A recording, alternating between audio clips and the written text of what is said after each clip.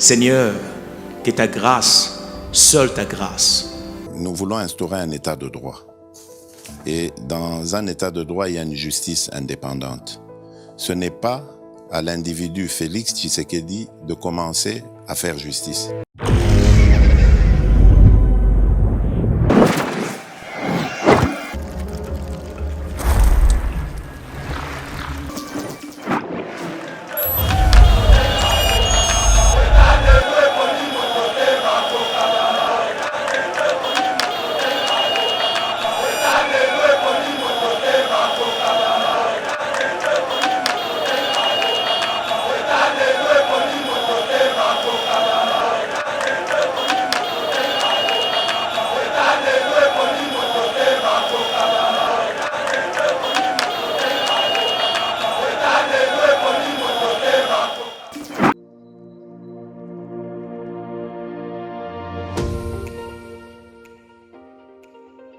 La République démocratique du Congo est un géant au cœur de l'Afrique. Le géant a été blessé à cause de multiples guerres causées par la mauvaise gestion de ses immenses richesses tant convoitées. Lelo géant a telemi pona kotonga mboka na ye na ba élite ya sika ba congolais nyonso ya mboka pe bandeko ya diaspora. Plateforme projetrdc.com ezopesa ba opportunité ya ko travailler ensemble à distance. Kokoma investisseur to actionnaire pe ko investir na ba projet de développement na RDC. Projet RDC est une plateforme professionnelle développée en Allemagne par M. Max Kachama pour soutenir les investisseurs congolais. Une plateforme professionnelle avec plusieurs services comme Cash Money, Ponako assurer avenir Nayope à Bananayo.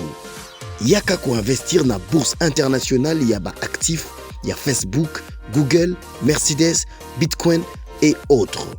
Projet RDC gère plus de 30 millions d'actions et crypto de ses actionnaires en bourse. Projet RDC crée la nouvelle et première classe d'entrepreneurs et investisseurs congolais qui investissent avec toute assurance et transparence en bourse internationale.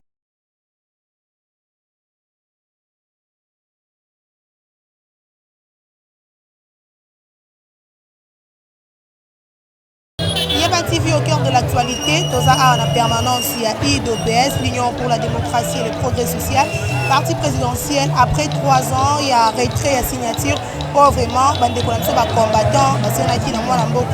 Le chef de l'État, Félix Tshisekedi, à l'époque, à l'opposition, de retirer sa signature compte tenu à l'élection de Martin Fayoulou. Il y a délivrance, il y a délivré IDOPS, il y a traître. Il y a Genève et après beaucoup quand on a bango na kati ya bokonzi bakoma ko célébrer journée wana ou bango bengaka journée de la base. Yango comme yeba TV toujours là où il y a l'actualité, nous sommes venus ici en Célier pour vous montrer l'ambiance qui règne ici avec les amis combattants. Pourquoi pas les inviter au bazar vraiment ndinga bande kona biso ba combattants pour na ko célébrer journée wana o esali bongo 3 ans déjà ensemble avec Mike Chuswaka bolande bongo to kutana. Bokokanisa konangonga oyo Kinshasa ezaki na maboko na bino moto akokaki koleka na petit boulevard oyo te parce que vous allez déterminer ya ko sauver parti mokolo lelo ezali mokolo esengo mokolo oyo base oyo bino bozali ko représenter et soit victoire na yango sur la tricherie et sur un complot.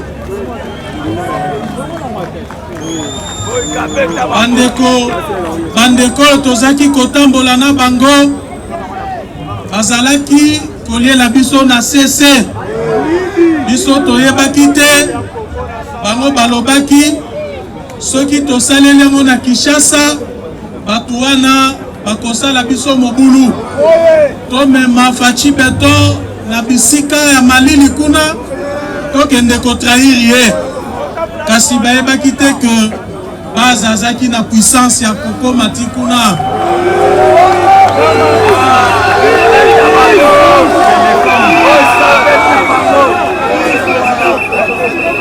makasi na bino traversa l'océan et comme à Genève, Baromoko Bayoka son, Bazonga Sima. Donc, combattante na combattant, ezali pambate ceux qui t'ont institué journée à l'élo, ezali journée na bino. Nazali comme na ba combattant mususu ole bazala nesengo, bazali komi tuta kosala mobulu. Et pourtant, mokolo alelo ezali mokolo monene, mokolo ya esengo, mokolo oyo etrasaka penza ligne droite, ligne suka na pouvoir oyo toza nango lelo. Bokanisa mwa muke soki tosala ko tosalaka te. Est-ce que mbele toza na pouvoir lelo? Mbele toza na pouvoir lelo? Na yango esengeli boyebaka eza mokolo monene. Eza mokolo combattant ovandi olobi que tozalaki inspiré mokolo wana. Mokolo Fachi Beto azaka pouvoir eza mokolo wana. Est-ce que tookani malamu? Mokolo IDPS akota na pouvoir ezali mokolo wana. Parce que le contraire na oyo esalama mokolo wana tolinga tozala na balabala ti lelo. Na yango esengeli tozwa conscience tozali na pouvoir. Bino base ya parti bokomisi parti na pouvoir. Sikoyo attitude nini esengeli tozala na yango parce que tokomisi parti na pouvoir.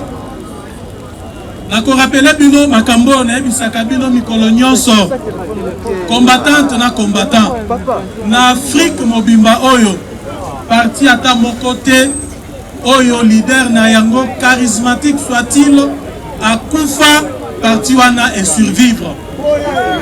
Ba parti nyonso oyo ba leader charismatique bakufa ba parti wana pe esala nini? Biso non seulement to survivre mais to relever défi oyo ba père fondateur na biso balança au komisi parti na pouvoir. Obeta maboko.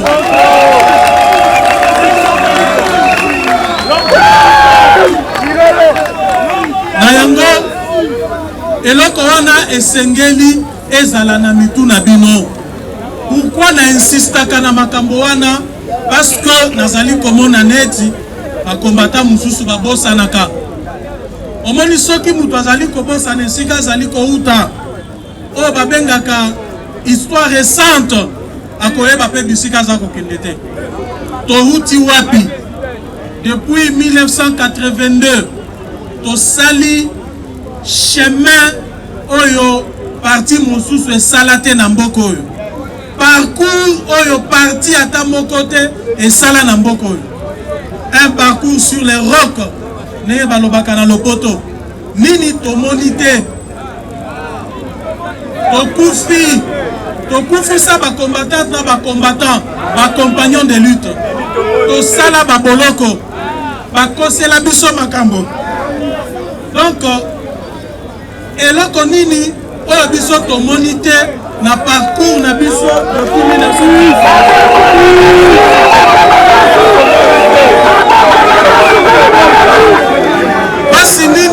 Basi nini tomoni te?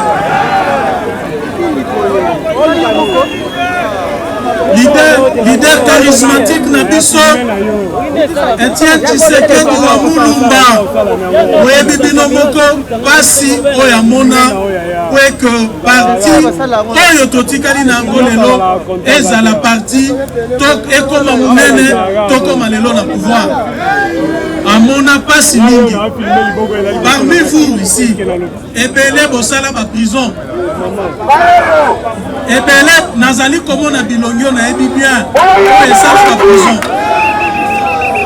ti lelo ba combattant ebele toyebi te bisika bakenda po balimwa ba mususu bauti kobima ba prison kaka l'air tokoti pouvoir. Nalingi ko rappeler te événement macabre tomona na siège na biso batumba biso penza ya kotumba parti politique nini oyo ekoki koraconte histoire na yango emi compare na oyo ya UDPS. Nazali koloba boye bozali makasi. Nous sommes forts, nous sommes grands dans ce pays. Nous sommes des grands. Et personne ne peut se comparer à nous. Personne. Ceux qui partent dans Bicho et Makassi, c'est grâce à vous. La base du parti. Parce que la politique, tokoki komata tokiti, mais rapport de force, ne sala ke mutu na mutu, anicha esika na ye.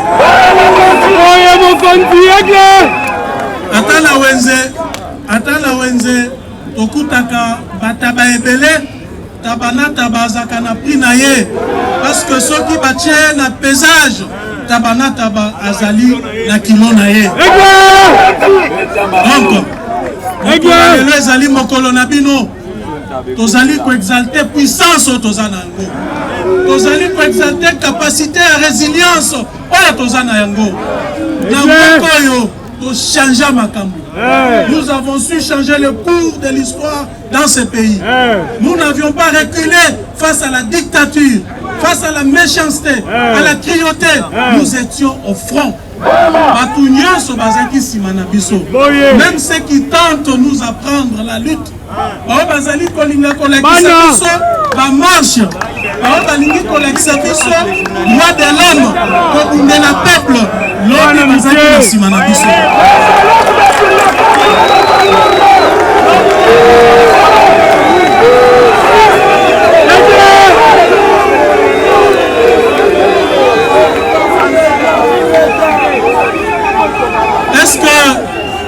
est-ce que élève à Koki connaît qu'à mettre na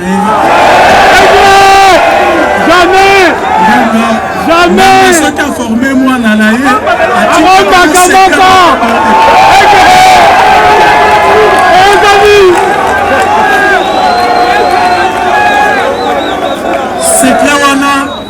secret wana bisonde tozana yango. Secret à mobilisation.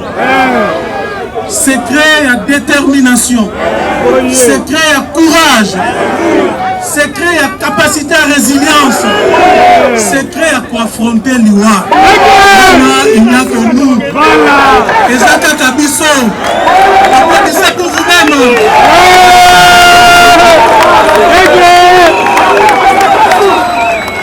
Pas plus fort que l'UDPS dans ce pays. Pas plus fort que l'UDPS dans ce pays. Vous êtes des grands. Vous êtes très forts. Alors, Makamwango, Tolobate,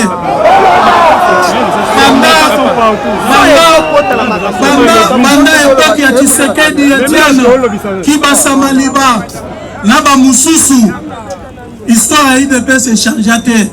Et ça, kaka moko wana, soki to raconte yango, na maye tozali ko vivre lelo, bokomona que histoire est changée te.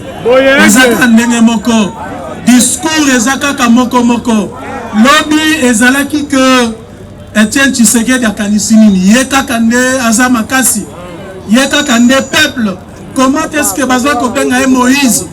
Alors non, dans ce cas biso tokei. Mais tu as une finalité. Parce que finalement, base ya parti, bino bozaki kosa la part des choses. Bozaki koyeba nani oyo réellement azali ko porter ba aspiration na bino na ya peuple congolais en général. Vous n'avez jamais abandonné Etienne Tshisekedi, malgré qu'il était diabolisé, malgré qu'Azalaki invectivé. Vous êtes resté fidèle à ses côtés parce que Bino Bazo Bako Sakabinote. Est-ce que Bakoki Koko sa base y a eu des personnes?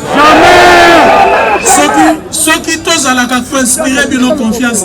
Bolinga Koye Bele Boye. Voilà. Discours wana Toyoka Bandakala. Tozali Koyo Kango Lisusu Lelo. Ok Batu Balobi. Mais Kabundwana.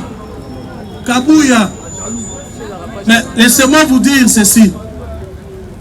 Parti Oyo, ezali parti Oyo ekoufeli ba combattante na ba combattant ebele. Parti na biso Oyo ezali parti Oyo ezali dirigé par les esprits. Nos morts, ba martyrs na biso nyonso ba veyaka sur ces partis. Aventurier à ta mon côté à Kokambaka UDPS. Jamais. Aventurier à ta mon côté à Kokambaka UDPS. Parce que il suffit seulement qu'une minute et le cas pour que état d'esprit naïe n'a yabine kokanate. Directement au tchè pembeni.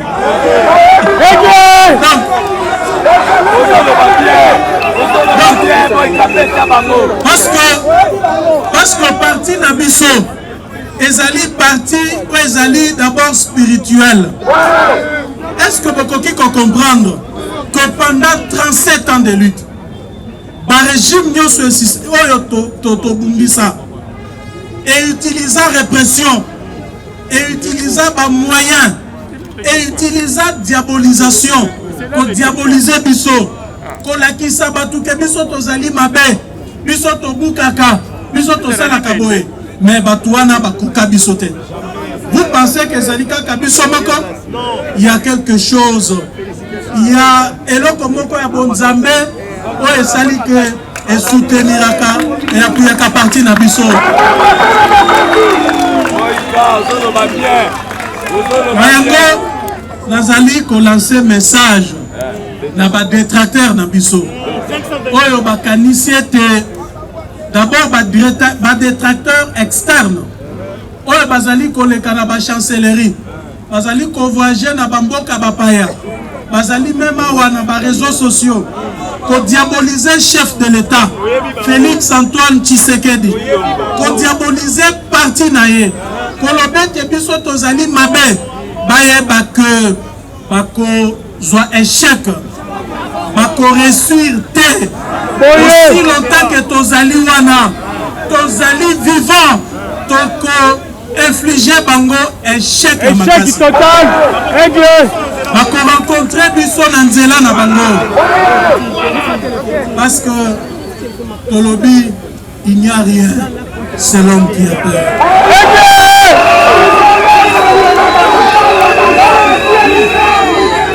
Il n'y a rien, c'est l'homme qui a peur. Motoko bangisa biso na mboko yo abotami nanu te. Motoko bangisa UDPS ya kobangisa chef de l'État esika azali abotami nanu te. Oyo bazali kosala wana tozali kotia yango na compte ya exercice démocratique oyo biso tobundela. Totiki bango basala makelele baloba oyo balingi mais mingi zala vigilant. Base ya parti zala vigilant. Tolobi nini bozala vigilant parce que badongolo misu ba ennemi ya pouvoir na biso bazali kolala te, bazali butu nyonso kosala ba réunion. Ndenge nini bakoki kobotola biso bokonzi, ndenge nini bakoki kosalela ta chef de l'État mabe, ndenge nini alors bozala distraité. Nalobi base ya parti bozala vigilante individuellement ndenge bozali wana mutu nyonso ayeba que azali na responsabilité individuelle ya ko protéger pouvoir otomoneli pasi. Bokoyoka ba officine wana ezali kokoma na ba réseaux sociaux o botikali kaka na se nzete o bozwaka misala te bolongwa na parti wana bozela nayebisa bino nazali koyebisa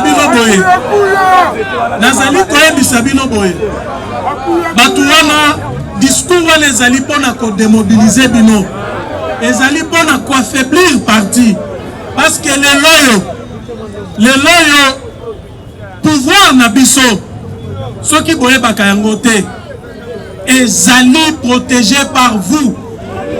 Nous ne bozali ko protéger pouvoir otozana ngolelo. Soki pamba te lelo to ebité. Na yango bazali ko utiliser discours wana. Mais nazali ko yebisa bino boye.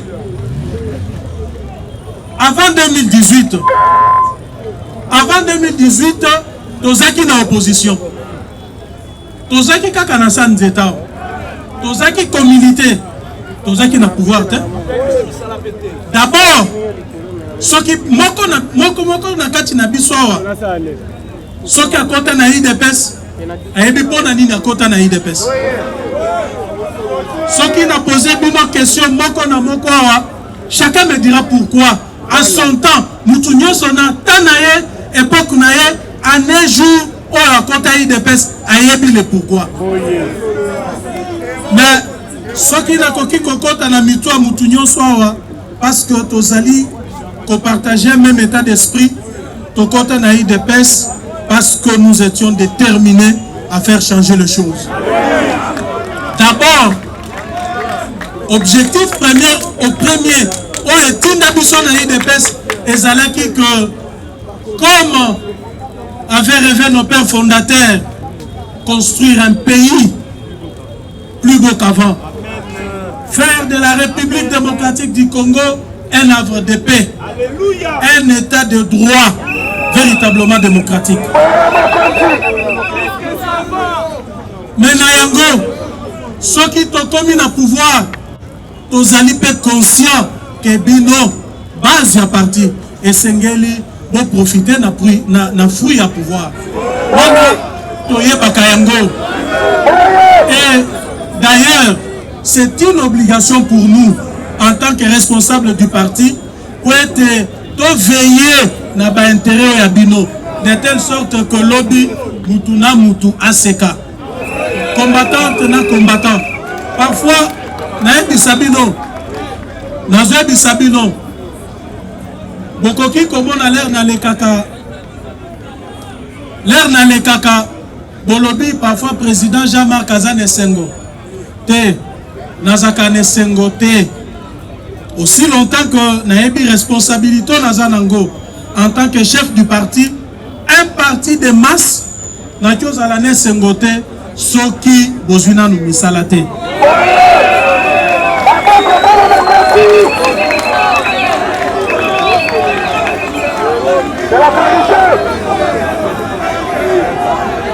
Mais na minute tozali koloba toyokana bien toyokana s'il vous plaît.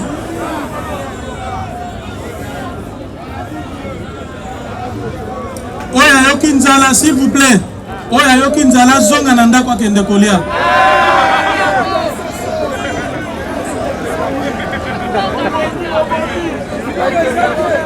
Alors dans un koloba toyokana bien.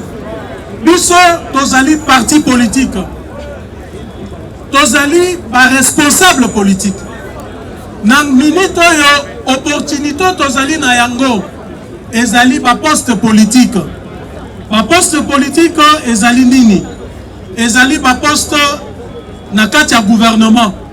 Ndenge tozali na majorité na parlement te, tozali obligé ya ko discuter na baninga kobamba tolongwe quand même ceux qui tozui moi 7-8 postes ministériels ezali ko correspondre na force tozali na yango na kati ya parlement. Deux fois net na minute tozali de loin supérieur soko tali kota otozo na gouvernement na poids otozo nango na parlement ezali ndenge moko te tozwa kota ya munene tout simplement parce que poids ya chef de l'état pe ezali ko compter.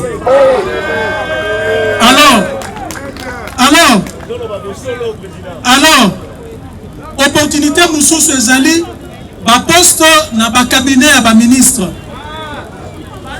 mususu ezali ba poste na ba entreprise o ezali ba poste politique.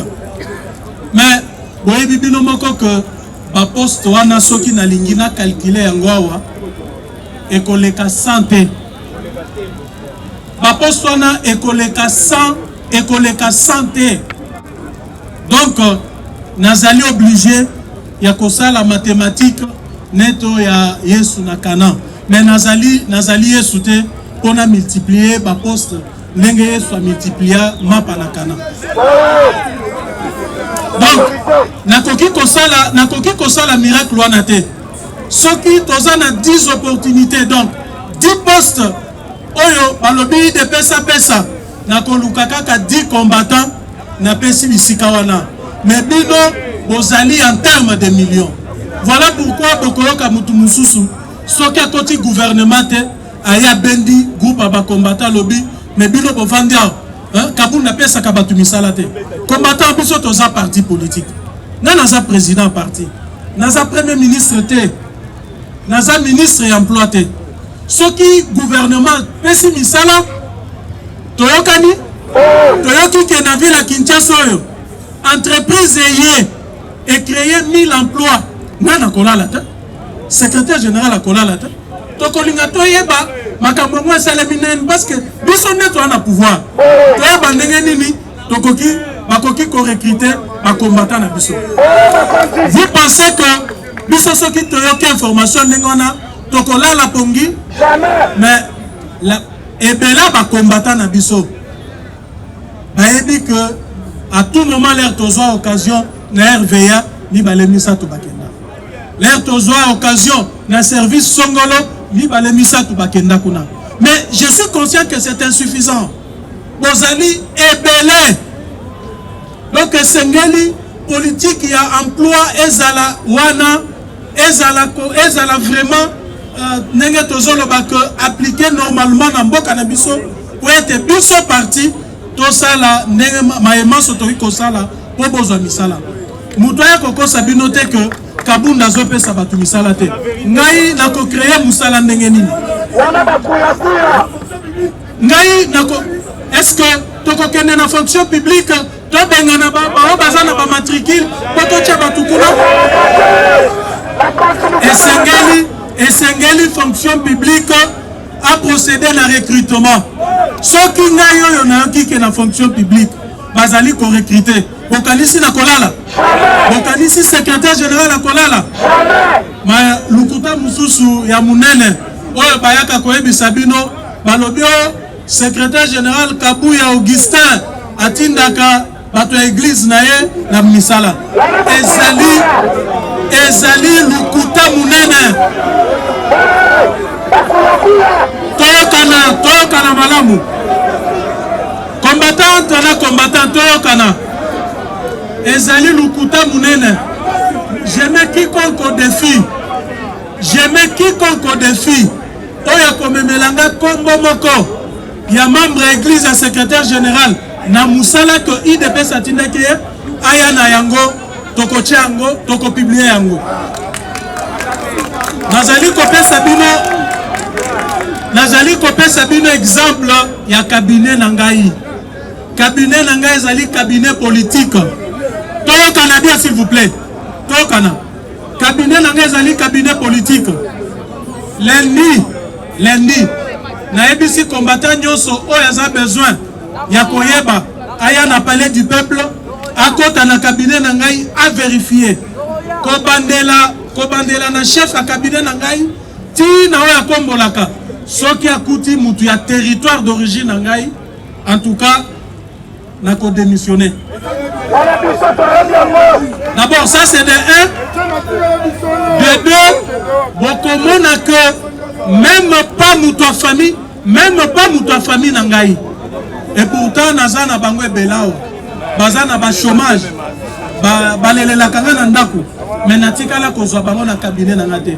Je leur ai dit na baposte wana ezali baposte politique ezali mpona bao basala politique na ngai bino boya na ndako bolia fufu mais na kosala politique na bao na bunda na bango na cabinet na ngai kaka bakombatant ya UDPS kaka bakombatant ya UDPS membre famille na nga ta moko azaka na cabinet na nga te ti oya tiela kanga mai na ver azali combattante ya parti. Boyebi est bien. Boyebi yango malamu. Alors, ezana makambo lukuta ebele oyo badongolo misu na kati ya parti oyo bazana bolingo ya parti te soki balingi basala kajosha babengi 3-4 combattants. Oh voilà, Kabuya salaki boye, Kabunda salaki boye. Muvulu.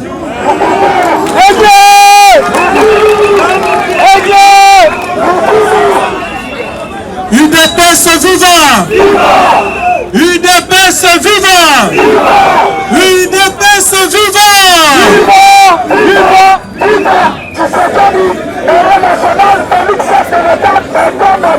Voilà. Oye salaki. Soki na lobelaki makambo emploi ezali parenthèse nazaki ko créer on a ko expliquer bino diabolisation oyo adversaire bazali ko sala à propos ya makambo ya misala bazali ko troubler bino. Soyez-en rassurés, toko bunda na makasi po ete bozwa misala. Tozo canadien toko bunda na makasi. Alors, mais menace wana ezali kaka extérieur te. Tozali pe na menace intérieure. Kaka ndenge ebanda depuis 1982. Bitumba wana parce que toyebani bien. Toyebani n'est-ce pas? Histoire à partir yo toyebi yango très bien. Toyebi ndenge tobanda depuis 82. Ba diabo, ba kadiosha, ba division, ba départ, ba bike na bizonga toyebi yango très bien. Toyebani pe bakombo. Toyebani pe bakombo très bien. Omoni Tshisekedi aza Etienne Tshisekedi aza Satan lelo mutu akei lobi azongi Tshisekedi a changé à commissaire. Makambo nyonso na toyebi yango bien. Mais je me rends compte que l'histoire ils ont changé. Histoire ils ont changé. Mentalité wana ezali kolongwa na mito batu mususu te. Parti na biso ezali au centre ya complot pour na ezala déstabiliser. Déstabiliser de l'extérieur. Boya libanda nazo bangela bango te. Boya libanda na ebisi bino que ba mataba kita biso tozawana. Mais ennemi azali dangereux. Ezali ennemi azali na kati ya parti. Oyo azali kosala ma nyonso pona ko dynamiter parti de l'intérieur. Na ba pays nyonso mineno ba pays za na sécurité makasi. Babangaka ennemi extérieur te. Babangaka ennemi intérieur. Parce que pona ko détruire une organisation, pona ko détruire un pays et sengeli ko détruire en de l'intérieur. Et je me rends compte que l'adversaire extérieur na biso va comprendre le côté il y a complot oyo parti na biso ezali kosa la face. Wana bobo sanae. C'est bien, il faut même l'oublier. Wana eloko eite. Complot extérieur. Bokoki kokanisa sosu bazaki na biso ate. Mutuna mutu ayebaki bisika azalaki, n'est-ce pas? Mutuna parti ayebi degré engagement na yazaki nango. Qu'est-ce qu'il a fait pour être parti comme un pouvoir? Kasi moi je peux pas comprendre que tous les pouvoirs tous les lois yo bazui ba poste na compte ya UDPS. Bazali ba Folani, bazali ba Songolo Pakala. Bazui ba poste, je dis bien, bazui ba poste ya minene na mboko. Grâce ya UDPS. Parce que UDPS ezali na pouvoir. Vous pouvez vous rendre compte. Vous pouvez vous imaginer que Batouana lelo bavanda na kwena bango balobi biso tozali ba mikiliste. Nenge to ba mikiliste, calmez-vous. Tokana. Makambo UDPS wana tokana bien. balobi makambo ya IDPS wana IDPS eza na mobulu mingi esengeli toyokana bien balobi IDPS wana tozomona ngo lisusu te esengeli tosala boye ndenge biso tozwi mbongo tozosala awa nalingi koloba bakombo na bango te parce que c'est pas important okoyeba bango fokana bien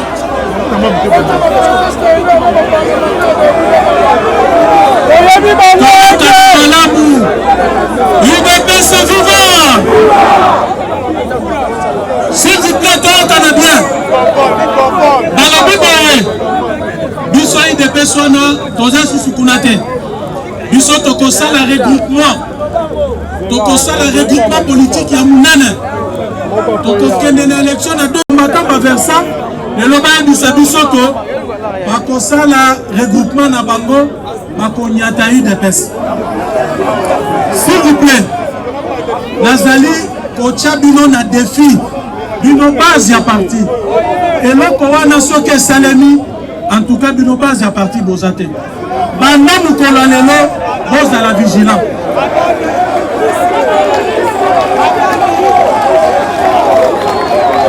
ozoyokana bien balobi no makambo ya IDPS wana te e bato wana toyokana s'il vous plaît bambongo na bango bazali kozwa wana bazali mpe koalimenter na yango désordre na kati ya parti badésordre nyonso toza nango na kati ya parti ezali koyuka kaka kuna likolo bazwi mbongo balobi tofragilize IDPS po te biso torécupere base wana tozwa badepute na nkombo na biso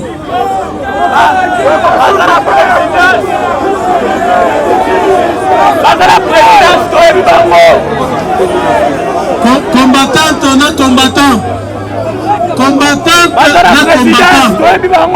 parti na biso oyo toyokana bien toyokana malamu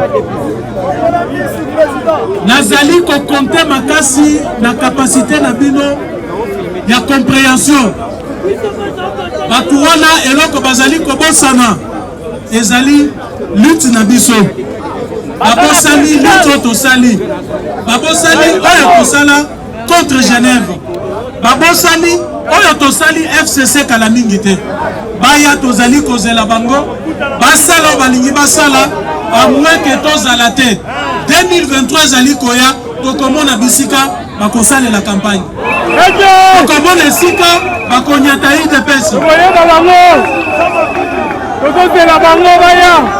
tokondima toyokana malamu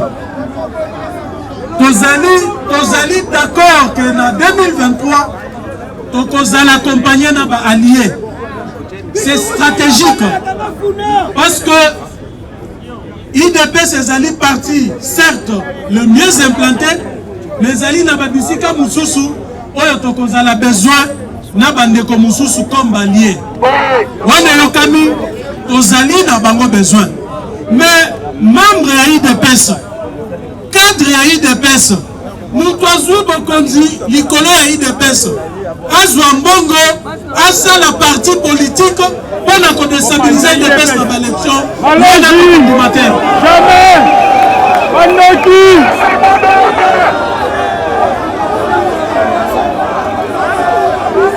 est-ce que toyokani malamu combattant na combattant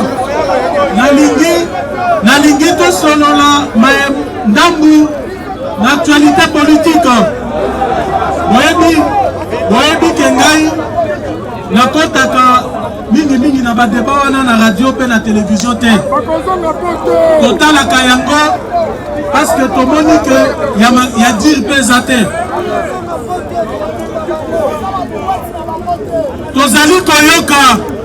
tozali koyoka badetracteur na biso badetracteur ya pouvoir na biso bazali kolekisa na banzembo bazali kolekisa na bareseau sociaux ndenge Congo ya lelo ezali mabe koleka ko ya lobi.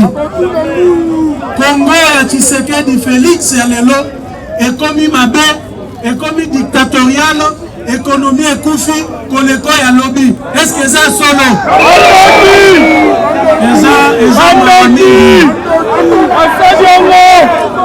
Ezali mawa mingi. Tokuti économie ya mboka oyo ezali na poche ya famille moko.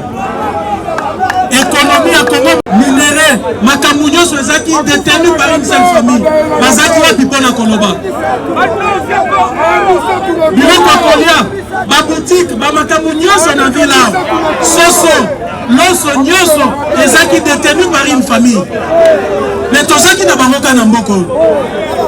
Bato baya misatu na Congo bakufela te baona misatu na Congo na oyo ezali kotala droit de l'homme bakoki koyebisa biso ke lelo Congo ya lelo Congo à l'ère Félix Tshisekedi bien de l'homme ezali violé. Seigneur, que ta grâce, seule ta grâce. Nous voulons instaurer un état de droit. Et dans un état de droit, il y a une justice indépendante. Ce n'est pas à l'individu Félix Tshisekedi de commencer à faire justice.